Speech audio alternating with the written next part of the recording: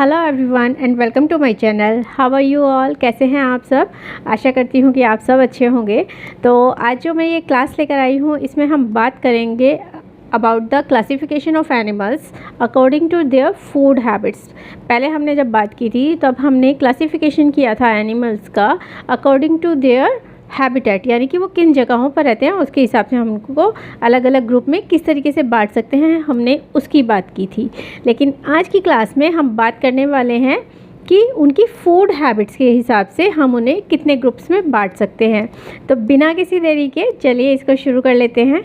तो जब हम फूड हैबिट्स के अकॉर्डिंग एनिमल्स को बांटते हैं तो हमारे पास बेसिकली 3 ग्रुप्स आते हैं। एक होता है हर्बीवोर्स यानी कि शाकाहारी, दूसरे होते हैं कार्निवोर्स यानी कि जो कि मांसाहार करते हैं यानी कि दूसरे एनिमल्स को खाते हैं, और थर्ड होता है ओमनिवोर्स यानी कि वो शाकाहारी चीज़ें भी खा लेते हैं और मांसाहारी चीज़ें भी खा लेते हैं, मतलब वो दोनों तरह की चीज़ों को खा सकते हैं। तो हमें बेसिकली तो यही 3 कैटेगरीज होती हैं, लेकिन अगर हम इसको फर्दर थोड़ा सा और डिटेल्स में जाते हैं तो हमारे पास 3 और कैटेगरीज होती हैं जो कि होती हैं स्कैवेंजर्स, डीकम्पोजर्स एंड पैरासाइट्स। तो आज के इस लेसन में हम इन 6 की 6 कैटेगरीज़ के बारे में बात करेंगे और जानेंगे कि इन में कौन कौन से एनिमल्स होते हैं और उनके अंदर ऐसी कौन सी चीज़ें होती हैं जिसकी वजह से वो पर्टिकुलर कैटेगरी के अंदर आते हैं। तो इसमें सबसे पहले जो एनिमल्स आते हैं उनको हम कहते हैं हर्बीवोर्स। हर्बीवोर्स यानी कि वो animals, the animals which depend directly on plants and their different parts, यानी कि कोई भी फ्लावर्स हो सकते हैं, फ्रूट्स हो सकते हैं या फिर अदर थिंग्स हो सकते हैं। तो उन सब चीज़ों के ऊपर जब कोई एनिमल डिपेंड करता है तो उनको हम हर्बीवोर्स कहते हैं, यानी कि ये सिर्फ शाकाहारी चीज़ें खाते हैं जो कि पेड़ पौधों से मिलने वाली चीज़ें होती हैं।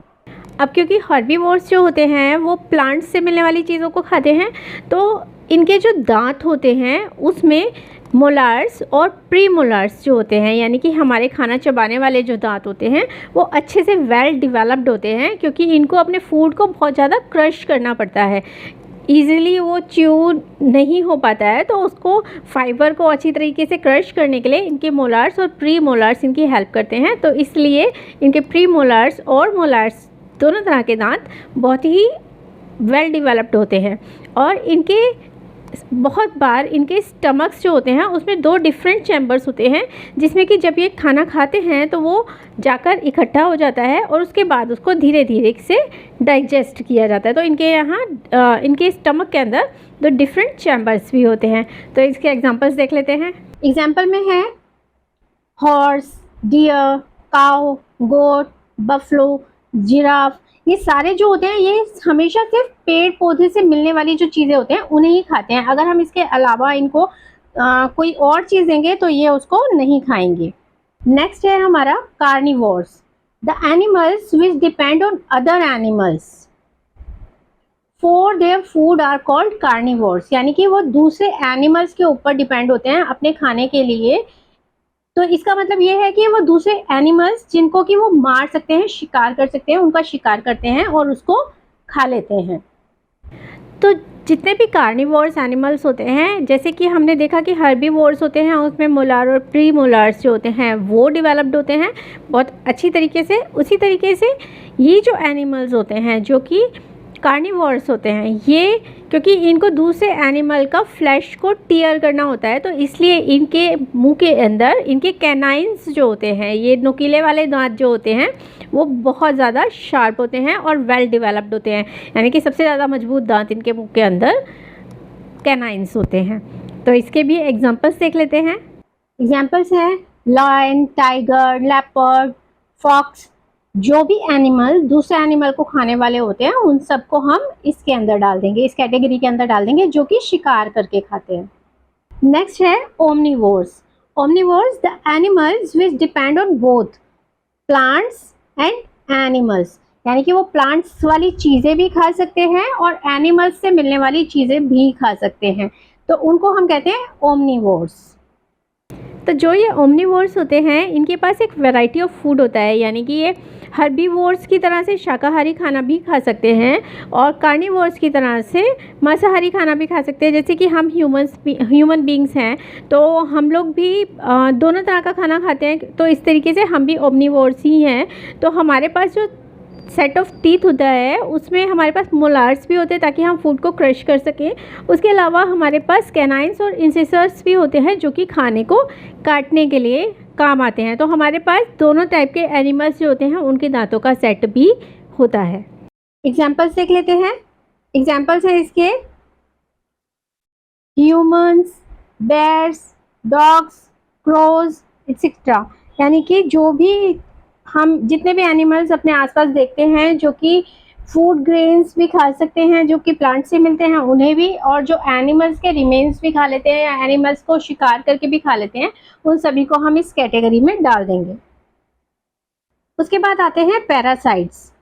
Parasites are animals that live in a host body and derive their nutrition from it, यानी कि कोई भी ऐसा एनिमल जो किसी दूसरे बॉडी के ऊपर रहकर उससे अपना न्यूट्रिशन ले लेता है, तो यानी कि एक तरीके से चोरी कर लेता है न्यूट्रिशन, उन्हें हम कहते हैं पैरासाइट्स।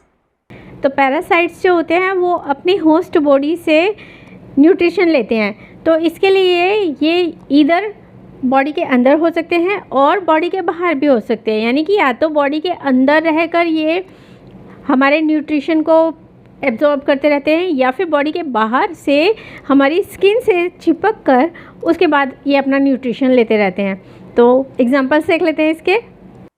एग्जांपल में है लाइस, यानी कि जो बालों के अंदर जूं पड़ जाती है उसको हम लाइस कहते हैं। लीच जैसे जोंक होती है, इसको हिंदी में जोंक बोलते हैं, वो बॉडी के साथ चिपक जाती है और ब्लड चूस लेती है काफ़ी सारा। टेपवर्म, ये पेट के अंदर रहते हैं, यानी कि हमारे इंटेस्टाइन के अंदर जाकर मतलब कीड़े जो होते हैं ये उससे चिपक जाते हैं और हमारा न्यूट्रिशन चोरी कर लेते हैं। Next is scavengers. Scavengers are animals who feed on the flesh of dead animals.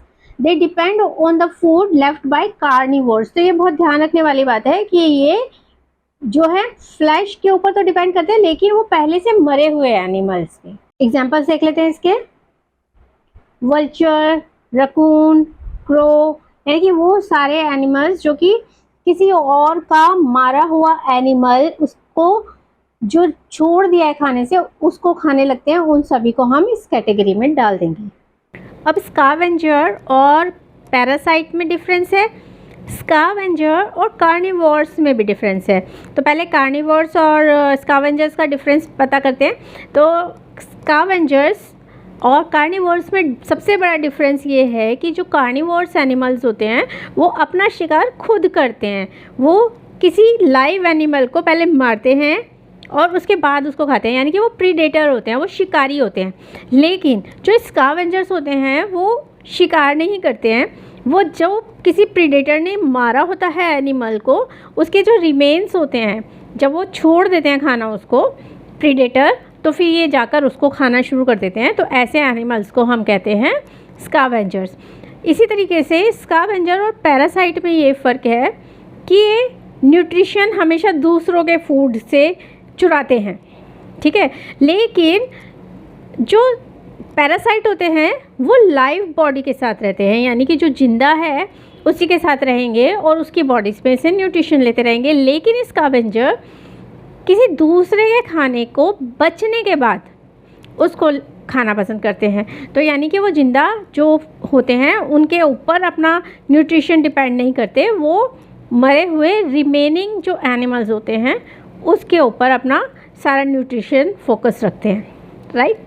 Last है decomposers, organism that break down animals and plants waste into simple nutrients are called decomposers, यानी कि वो सारे के सारे टाइनी ऑर्गेनिज्म जो कि plant और एनिमल्स के जितने भी रिमेन्स होते हैं उनको जब वो और भी सिंपल फॉर्म में तोड़ देते गए हैं, तोड़ने का काम करते हैं ताकि वो इजीली डिकम्पोज हो सके, तो उन सबको हम कहते हैं डिकम्पोजर। एग्जाम्पल्स देख लेते हैं इसके। एग्जाम्पल हैं फंगी, या फिर फंजाई, हम दोनों ही नाम से इसको बुला सकते हैं। हम फंगी भी पढ़ सकते हैं, फंजाई भी पढ़ सकते हैं। उसके अलावा होता है बैक्टीरियाज। बैक्टीरियाज जो होते हैं वो सिंगल सेल्ड ऑर्गेनिज्म होते हैं जो कि एक ग्रुप में पाए जाते हैं और ये डिकम्पोज करने का काम करते हैं।